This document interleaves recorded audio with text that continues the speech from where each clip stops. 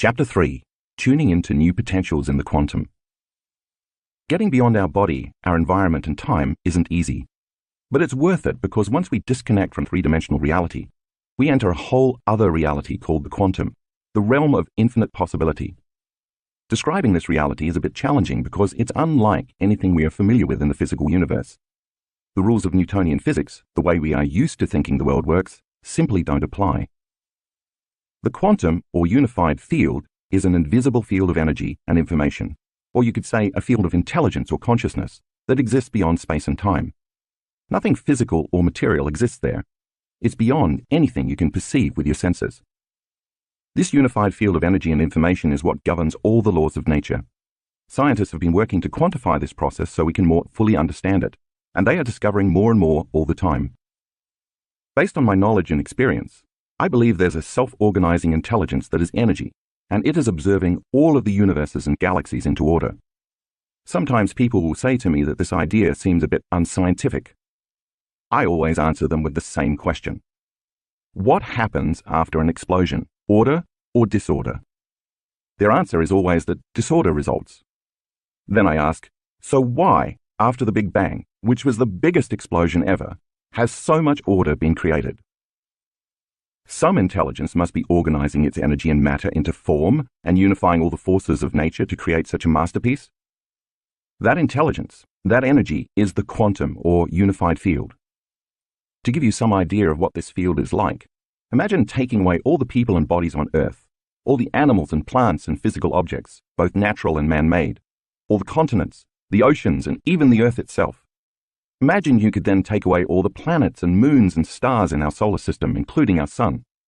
And then imagine taking away all the other solar systems in our galaxy, and then all the galaxies in the universe. There's no air, and there isn't even any light that you can see with your eyes. There's just absolute blackness, the void, the 0-point field. It's important to remember this because when you as a consciousness in the present moment unfold into the unified field, you will be in an infinite black space, void of anything physical.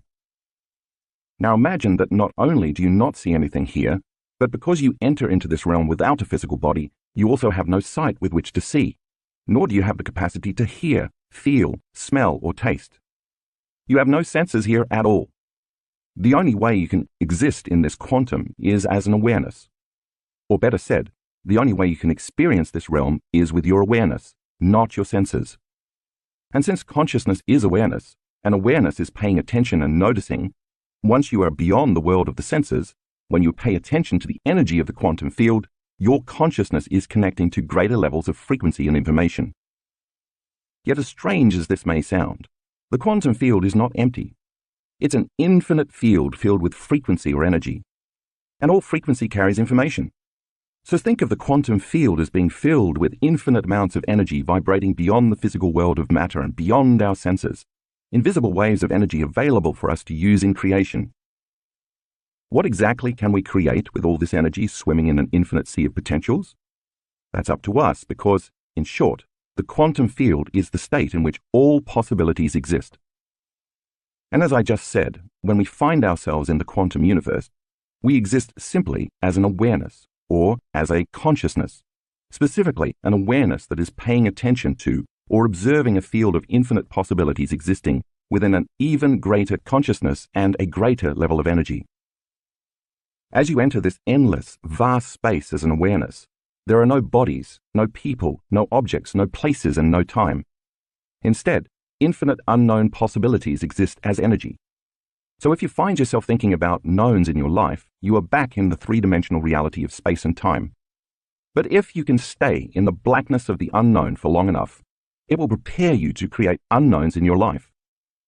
In the previous chapter, when I was instructing you to return to the present moment, I was referring to you stopping yourself from thinking about the predictable future or from remembering the familiar past and simply unfolding into this eternal, vast space as an awareness, to no longer place your attention on anything or any one material in this three-dimensional reality, like your body, the people in your life, the things you own, the places you go, and time itself.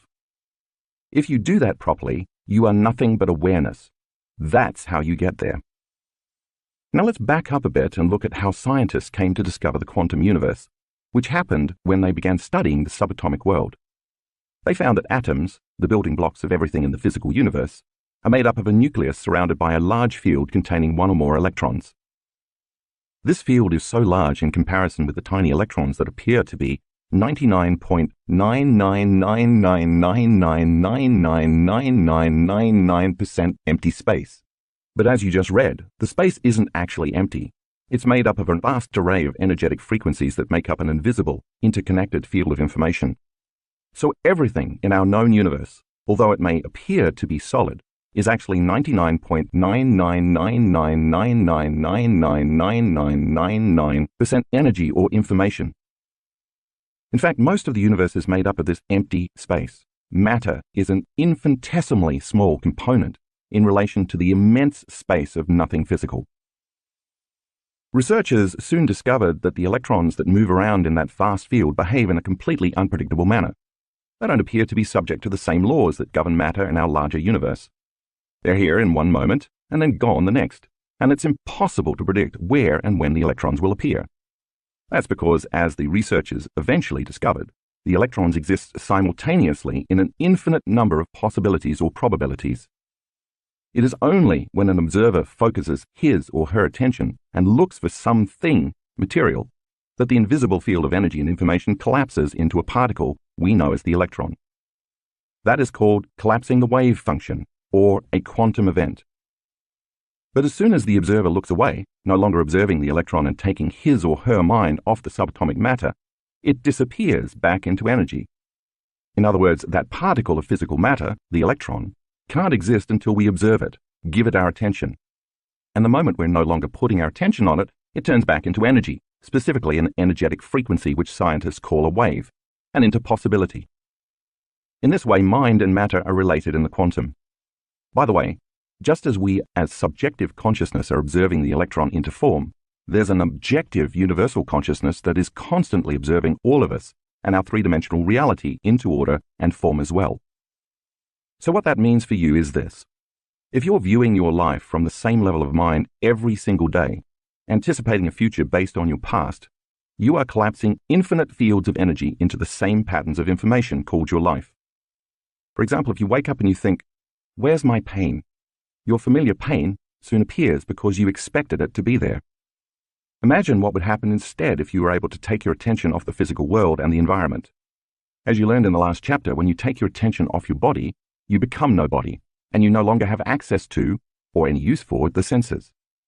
When you take your attention off the people in your life, you become no one, and so you no longer have an identity as a parent, a partner, a sibling, a friend, or even as a member of a profession, a religious group, a political party, or a nationality. You have no race, no gender, no sexual orientation, and no age. When you take your attention off objects and places in the physical environment, you are in no thing and nowhere. Finally, if you take your attention off linear time, which has a past and a future, you are in no time. You are in the present moment in which all possibilities in the quantum field exist. Because you are no longer identifying with or connected to the physical world, you are no longer trying to affect matter with matter. You are beyond matter and beyond how you identify yourself as a body in space and time. In a very real sense, you are in the immense blackness of the unified field where nothing material exists. That's the direct effect of continuously laboring to get to the present moment that I described in the previous chapter. The moment that happens, you unfold your attention and energy into an unknown field beyond matter where all possibilities exist. A field made up of nothing but invisible frequencies carrying information or consciousness. And just like the quantum scientists who took their attention off the electron only to find that it reverted to energy and possibility, if you were to take your attention off your life or get beyond the memory of your life should turn into possibility. After all, if you focus on the known, you get the known. If you focus on the unknown, you create a possibility. The longer you can linger in that field of infinite possibilities as an awareness, aware that you are aware in this endless black space, without putting your attention on your body, on things, or on people, places, and time, the longer you invest your energy into the unknown, the more you are going to create a new experience or new possibilities in your life. It's the law. Brain changes. When you walk through the door to the quantum field, you can't enter as a somebody. You have to enter as a nobody, as only an awareness or a consciousness, a thought or a possibility, leaving behind everything else in the physical world and living only in the present moment. And as I said in the previous chapter, this process requires that you break your chemical addiction, at least temporarily, to the same emotions that used to drive your thoughts, and you stop feeling the same way so you can stop putting your attention on the three-dimensional world of matter, the particle, and instead put your attention on energy or possibility, the wave. Given all of that, you probably won't be surprised to learn that such an experience creates some pretty significant changes in your brain. First, because you are perceiving yourself as being beyond the physical world, which means there's no outside danger to anticipate, your thinking brain, the neocortex, the seat of your conscious mind, slows down, becomes less aroused, and works in a more holistic fashion. Earlier, we talked about how living by the hormones of stress causes our brain waves to fire in a very disordered, incoherent pattern, which in turn means our bodies can't work efficiently, because we are trying to control and predict everything in our lives. We become excessively focused, shifting our attention from one person to another thing, to some place at a certain time, activating the various neurological networks assigned to each one of these knowns. Once we slip into the present moment and become aware of this infinite field of information where there is nothing physical, this eternal void, and once we are no longer analyzing or thinking about any body, any one, any thing, any place, or any time, we are no longer activating those different compartments of neural networks in our brain. And as we move our awareness from a narrow focus on matter, objects, people, places, our bodies, and time, in our external environment, and instead open our focus and become aware of the vastness of this infinite blackness by putting our attention on nothing, on space and energy and information, our brain begins to change. The different compartments that were once subdivided now start to unify and move toward a coherent whole brain state. Different neural communities reach out and form bigger communities. They synchronize, organize, and integrate. And what syncs in the brain begins to link in the brain. Once your brain gets coherent, you get coherent. When it gets orderly, you get orderly. When it works well, you work well. In short, when it functions more holistically, you feel more whole. In other words, once you start connecting to the unified field as an awareness, or once you become more aware of it by paying attention to it, your biology becomes more whole and unified, since the unified field is by definition a unifying energy. To more clearly see the difference between coherence and incoherence, take a look at graphic 2 in the color insert, as well as figure 3.1. As you can see, when brain waves are coherent, they are in phase with one another. Both their crests, their high points, and their troughs, their low points, match. Because coherent brain waves are more orderly, they are also more powerful. You could say they speak the same language, follow the same rhythm, dance to the same beat, and share the same frequency, so they find it easier to communicate. They're literally on the same wavelength. When brain waves are incoherent, on the other hand, the electrochemical messages or signals they are sending to different parts of the brain and body are mixed and erratic, so the body cannot then operate in a balanced, optimal state. The second change our brains experience when we enter the quantum is that our brainwaves move into a slower frequency, from beta brainwaves to coherent alpha and theta brainwaves. That's important because as we slow down our brainwaves, our consciousness moves out of the thinking neocortex and into the midbrain, the limbic brain, and there it connects with the autonomic nervous system, the body's subconscious operating system. See figure 3.2. This is the part of the nervous system that is in charge of digesting food, secreting hormones, regulating body temperature, controlling blood sugar, keeping our heart beating, making antibodies that fight infections, repairing damaged cells, and myriad other functions of our bodies over which most scientists believe we have no conscious control. Basically, the autonomic nervous system keeps you alive. Its main job is to create order and homeostasis, which balances the brain and ultimately the body. The more we can linger in the present moment as no body, no one, no thing, no where, in no time, the more integrated and coherent our brain becomes. This is when the autonomic nervous system steps in and begins to heal the body, because our consciousness merges with its consciousness. In other words, when you are in the present moment, you get out of your own way. As you become pure consciousness, pure awareness, and change your brainwaves from beta to alpha and even to theta, the autonomic nervous system, which knows how to heal your body much better than your conscious mind does, steps in and finally has an opportunity to clean house. That's what creates brain coherence.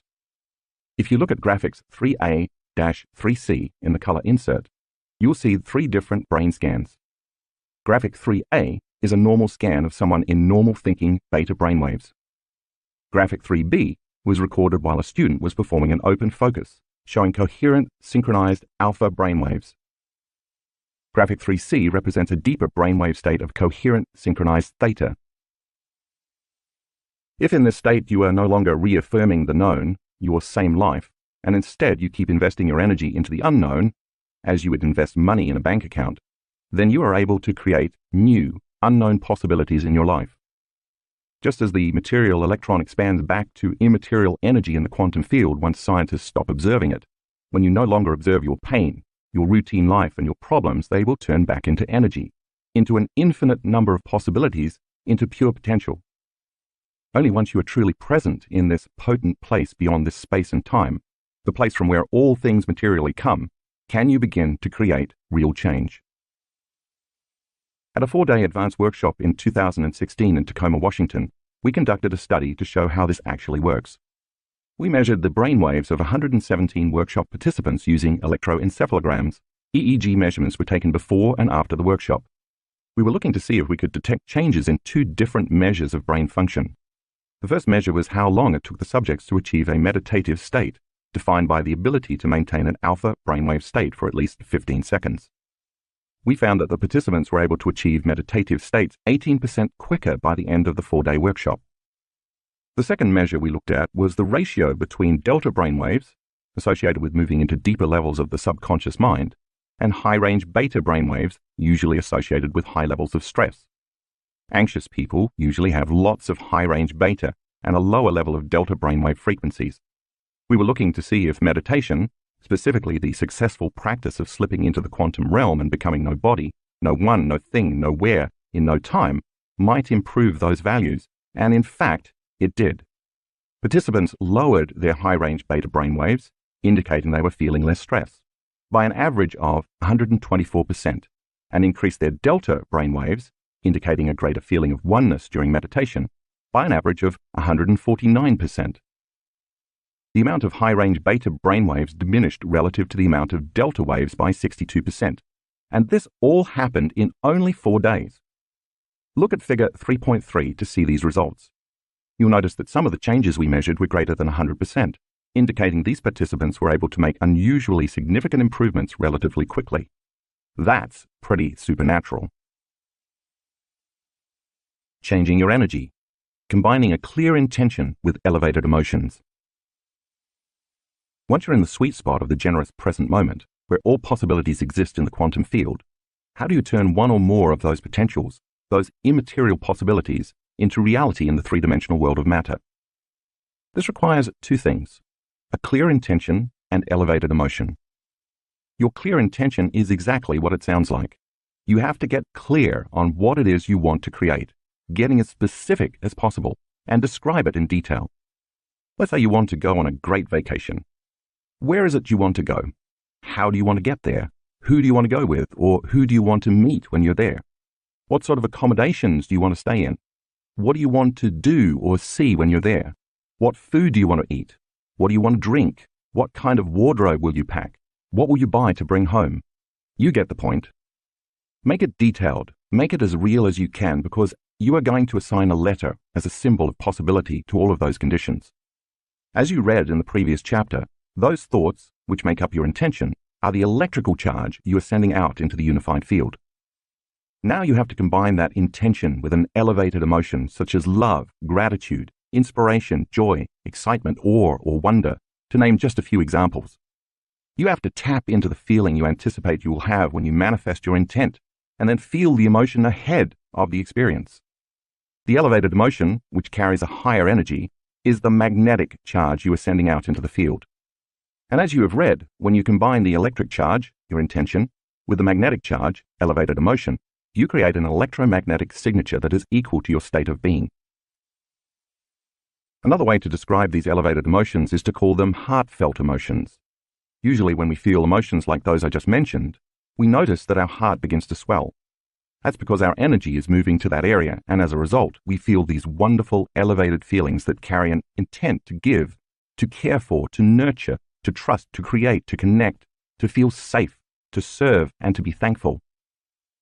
Unlike the stress emotions, which we discussed in the previous chapter, that draw from the invisible field of energy and information that surrounds the body, these heartfelt emotions contribute to the body's energy field. In fact, the energy that is created when the heart opens makes the heart become more orderly and coherent, just like the brain, so it produces a measurable magnetic field. It's this action that connects us to the unified field. And when we marry an intention, the electric charge, with that energy, the magnetic charge, we create a new electromagnetic field. Since energy is frequency, and all frequency carries information, it is that elevated energy that carries your thought or intention. Remember, those potentials in the quantum field exist only as electromagnetic frequencies, frequencies with information, and you cannot perceive them with your senses as matter yet. It makes sense then that the new electromagnetic signal you broadcast would attract those electromagnetic frequencies in the field that are a vibrational match to it. In other words, when there's a vibrational match between your energy and any potential that already exists in the unified field, you begin to draw that new experience to you. It will find you as you become the vortex to your future. So in that way, you don't have to work to bring what you want to manifest to you, and you don't have to go anywhere to get it. That's changing matter with matter. You have to become pure consciousness, no body, no one, no thing, nowhere in no time, and change your energy, the electromagnetic signal you are broadcasting, and then you will draw that future experience right to you, changing energy into matter.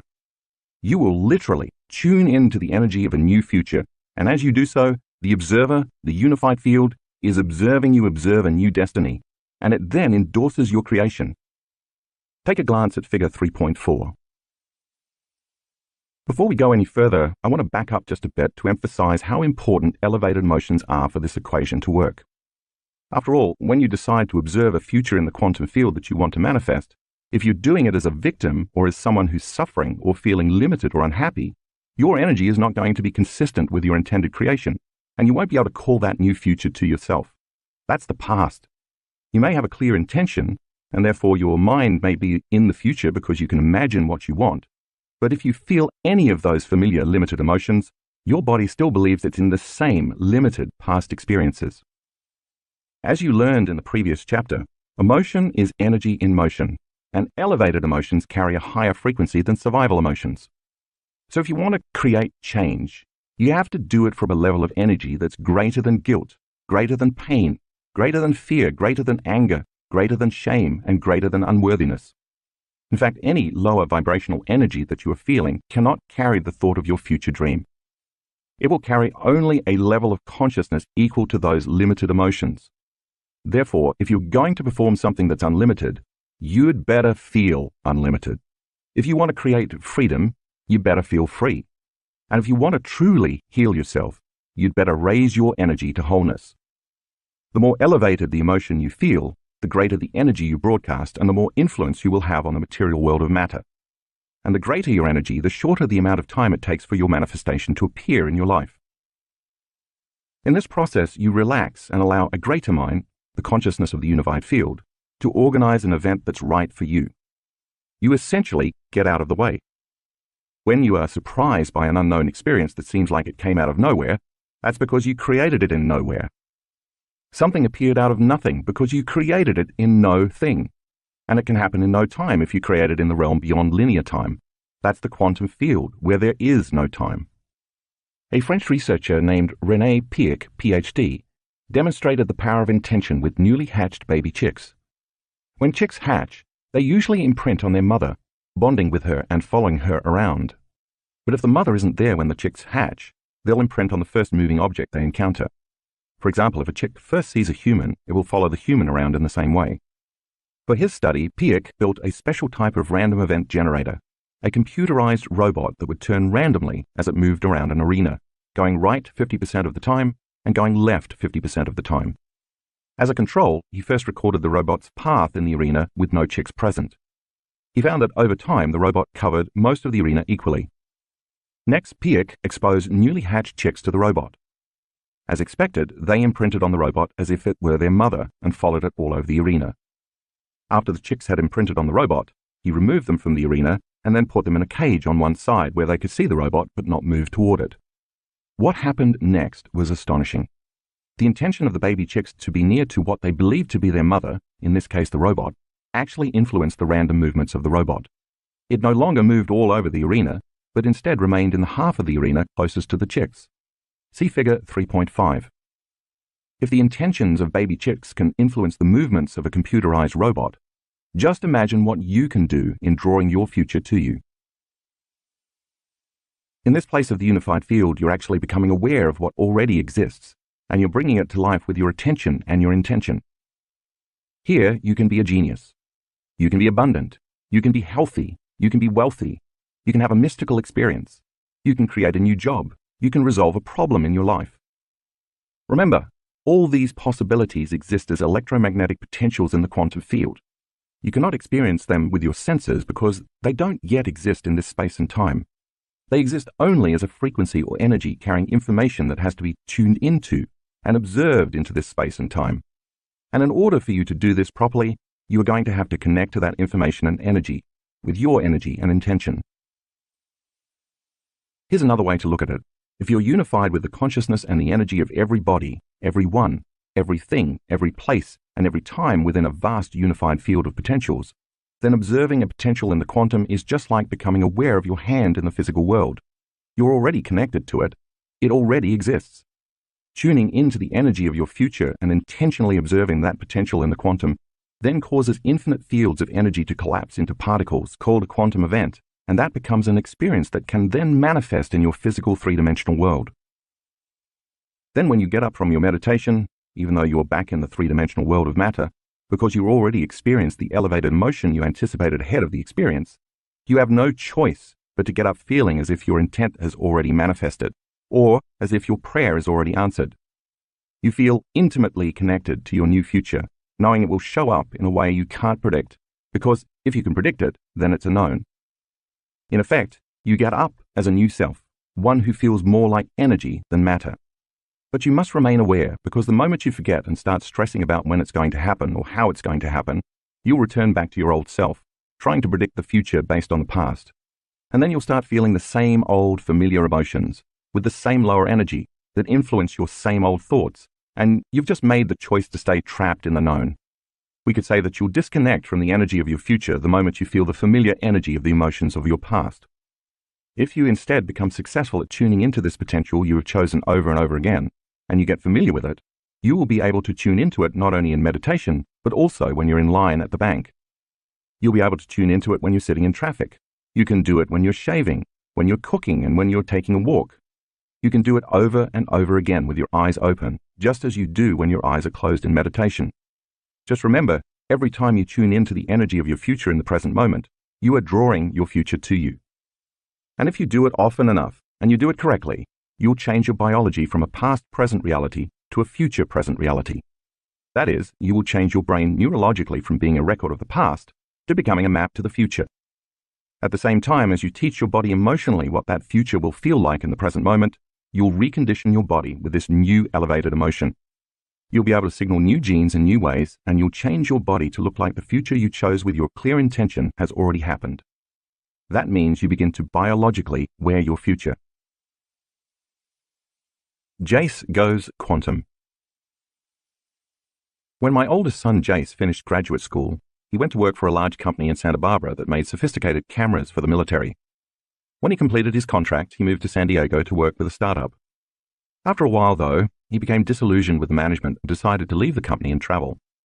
He's a big wave surfer, so he came up with an elaborate plan to go all over Indonesia, Australia, and New Zealand for 7 months. He packed up his suitcase with the surfboards and off he went, and he had the time of his life. After 6 months, he called me from New Zealand and said, "Dad, listen, I have to start thinking about what I'm going to do when I get back to the real world. I want to create a new and better job than my previous ones, but I want to do it differently. I've learned a lot from taking time off." "Okay," I responded. "There must be a potential in the quantum field that you can tune into that's related to a new job for you. Take out a piece of paper and write the letter J on it, and draw 2 squiggly lines around it to represent the electromagnetic field. Hang on, because you're going to be doing something similar in the meditation at the end of this chapter." Once he'd done that, I said, "That J is a symbol that represents a possibility, your clear intention of the job you want. But now we have to get very clear on exactly what kind of job you want. So let's list what's important to you in this job. I want you to think about the conditions of what that letter J for new job means to you. Under that J, I want you to write the word intention and list the specifics of what you want in your new job. You can write down anything you want except when or how it's going to happen. I want to be able to work from anywhere in the world, he told me, and I want to make the same amount of money I was making at my old job, or more. I want to have independent contracts for 6 months to a year, and I have to love what I do. Good. Anything else? I asked.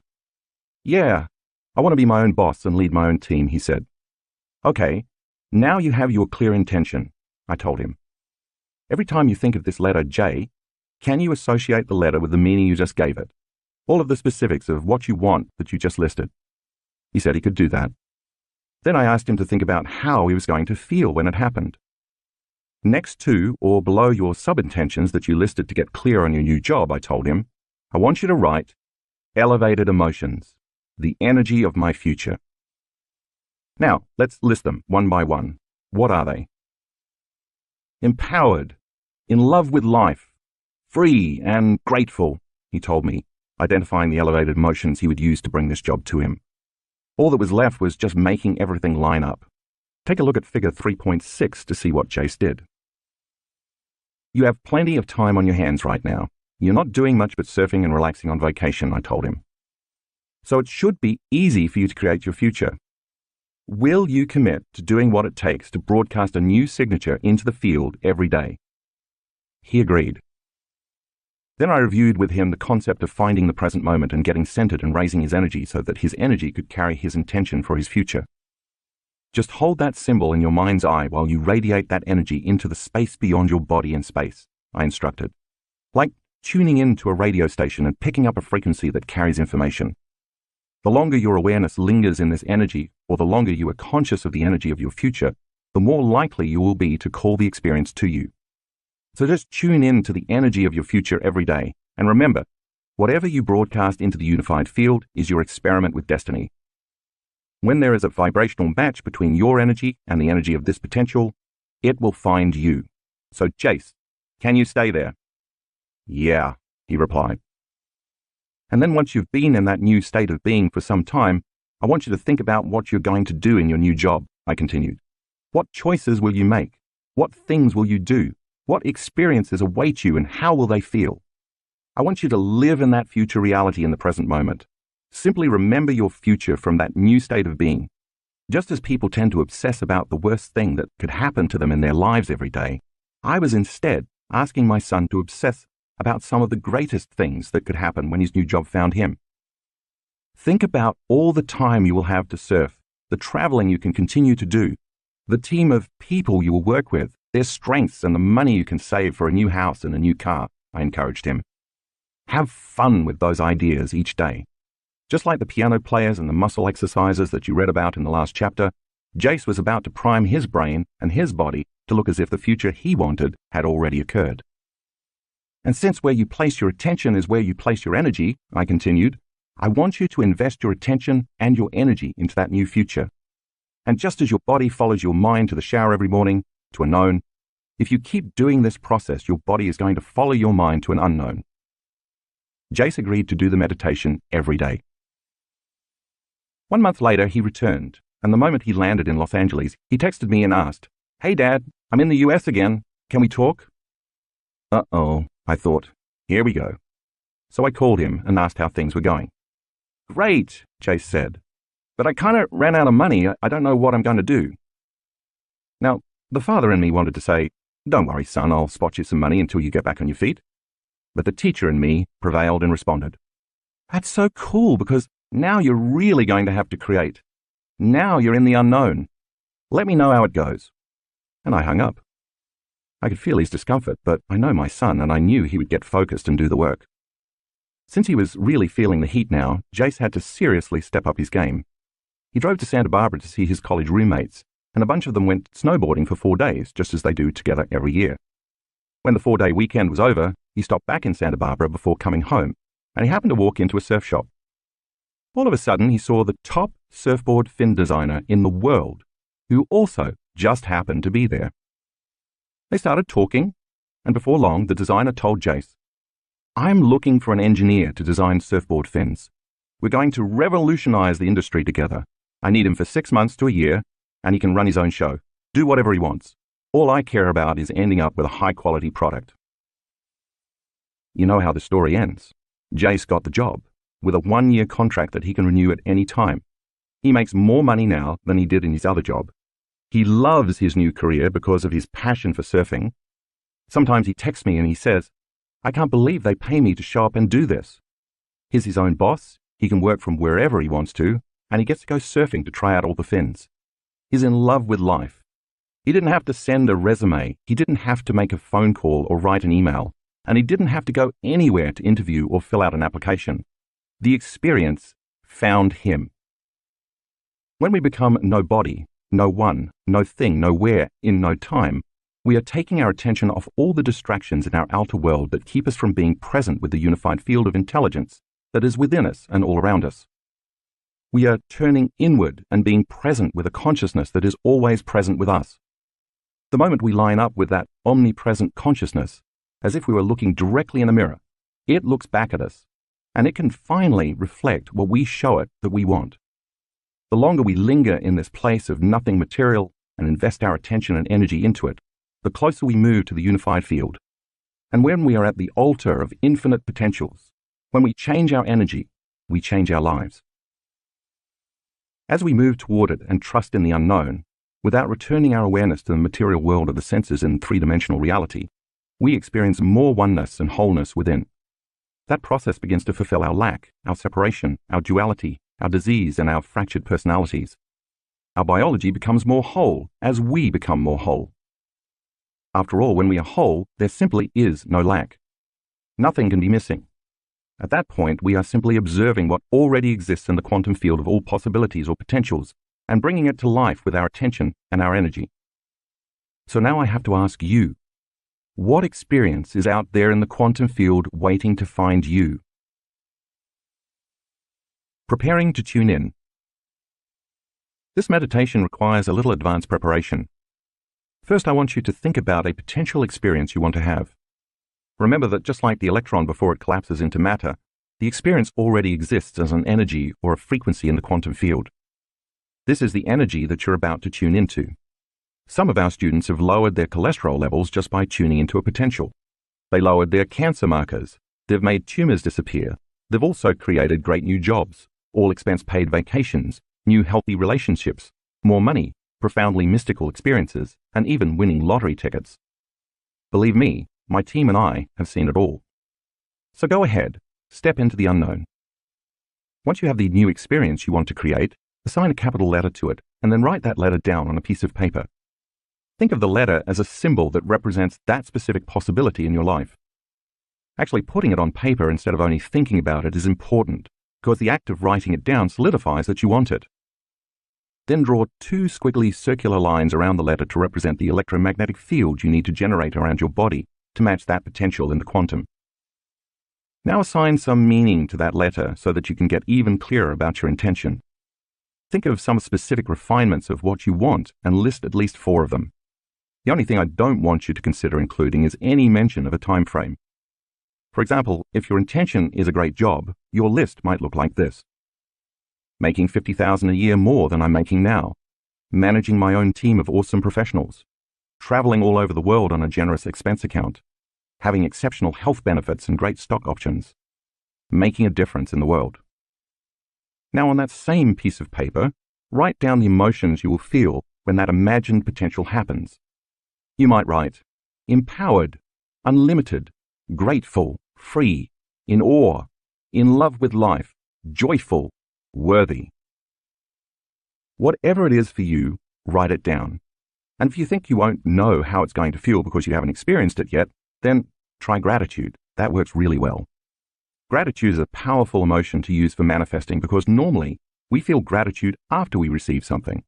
So the emotional signature of gratitude means it has already happened. When you are thankful or you feel appreciation, you are in the ultimate state to receive. When you embrace gratitude, your body, as the unconscious mind, will begin to believe it is in that future reality in the present moment. These various emotions you just listed are the energy that is going to carry your intent. This is not an intellectual process. It is a visceral one. You have to really feel those emotions. You have to teach your body emotionally what that future is going to feel like before it happens. And you have to do that in the present moment. Now you're ready for the meditation. You can purchase the Tuning into New Potential CD or MP3 download from drjoedispenza.com and follow along as I guide you, or you can choose to do the meditation on your own. Tuning into New Potentials Meditation. Start by resting your attention in different parts of your body as well as the space around those parts of your body.